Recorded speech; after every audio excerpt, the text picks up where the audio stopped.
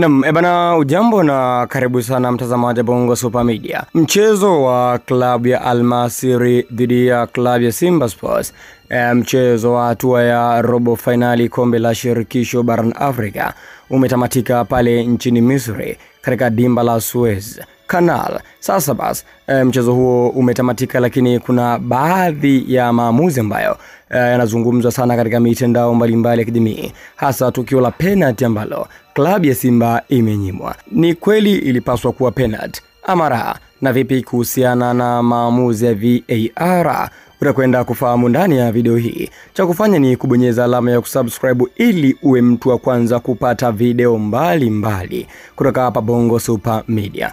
Na bila kupoteza muda, kwanza kabisa, klabu ya Simba hii leo katika kipindi cha pili ilionyesha mchezo mzuri sana, lakini kipindi cha kwanza walifanya makosa mengi ambayo yalipelekea mpaka kuadhibiwa goli la kwanza. Vile golikipa wa klabu ya Simba Musa Kamara hii leo hakuwa katika ubora wake, lakini kitu ambacho watu wengi kimewaumiza ni kutokana na maamuzi ya VAR. Imetumika tu kwa Waarabu, lakini haijatumika katika upande wa klabu ya Simba. Katika moja ya nafasi ambayo Simba wametengeneza ni ile nafasi ambayo Ateba alikwenda kuwahi mpira mbele ya kipa kumpiga chenga, lakini kipa hakucheza mpira bali alicheza mguu wa Ateba, kitu ambacho ilipaswa kuwa penalty. Lakini cha kushangaza ni kwamba muamuzi alimeza filimbi, hakupuliza kuwa ni penalty, lakini pia muamuzi hakwenda kuangalia katika VAR, alikaza kabisa.